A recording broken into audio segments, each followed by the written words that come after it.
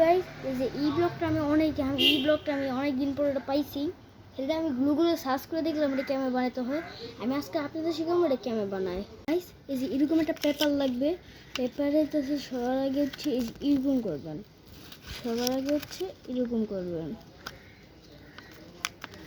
এরকম করবেন সবার আগে।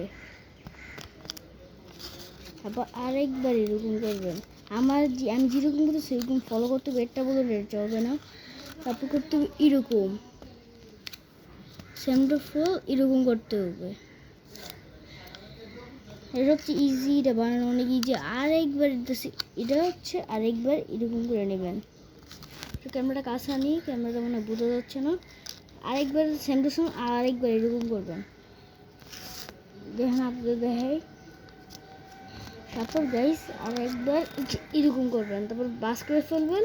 তারপর আবার এরকম আস্তে আস্তে করে ব্যাকা করবেন, ছিঁড়া গেলে তো হবে না। তারপর আস্তে আস্তে ফুল করবেন, ফুল করবেন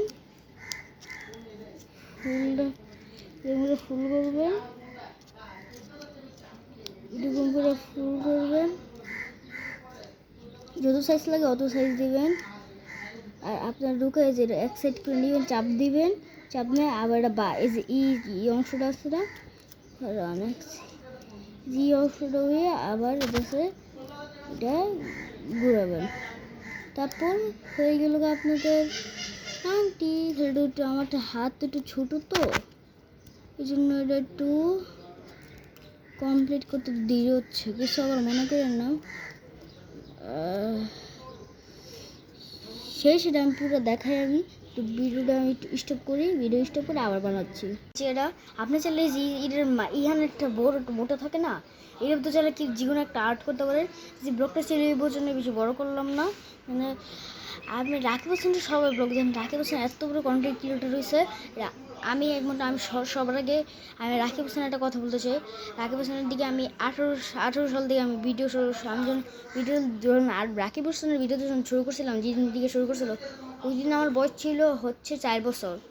ওই দিন আমার বয়স ছিল 4 বছর, সরি না, আমার 3 বছর ছিল। ওদের ব্লগ দেখতাম, এত দেখতাম।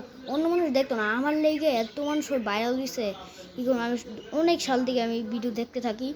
তারপর দেখি উনি 1 নাম্বার বাংলাদেশের 1 নাম্বার ভিডিও না, অনেক ব্লগার দেখেন বা অনেক টাইমে একটা ভিডিও দেখেন বা শান্ত নামে একটা ছেলে বা ভাইয়া একটা, অনেক টাইমে উনি এত বড় কন্টেন্ট ক্রিয়েটর, 40টার ভিতরে ওর কন্টেন্ট ক্রিয়েটর না, খালি বাংলাদেশের ওই 40টার ভিতরে অনেক ফলোয়ার পাইছে। আর রাকিব হোসেন তো মনে হয় 100টার ভিতরে। আমি বিশ্বাস করতে পারি নাই। রাকিব হোসেন তো আমি একটা কথা বলতে চাই, আমি রাকিব হোসেন আমি আমার ব্লগটার আমি কি বলবো, আমার কমেন্টটা আমার নষ্ট হয়ে গেছে। এই জন্য আজকের দিনে আমি জীবনে কমেন্ট দিতে পারি না। আমি চেষ্টা করবো যে আপনাদের কমেন্ট দিতে পারি। আর স্বপ্ন আপনাদের টিআরএসে যাওয়ার জন্য লিখে গুড লাক। যে রাকিব হোসেন তুমি আমার ব্লগটা দেখবে বা কোনো মানুষ দেখো না দেখে, কেননা এই যে ব্লগ রাকিব হোসেন ব্লগ আমি শুরুর দিকে দেখে গেছি। রাকিব হোসেনের ব্লগ আমার সবচেয়ে বেশি ভালো লাগে, আমি এখনও দেখি। ওরা অনেক সাল থেকে ভিডিও বানায়। আজকে দেখি এই পর্যন্ত ভিডিও। শুধু ভালো থাকবেন, সুস্থ থাকবেন। আল্লাহ হাফেজ।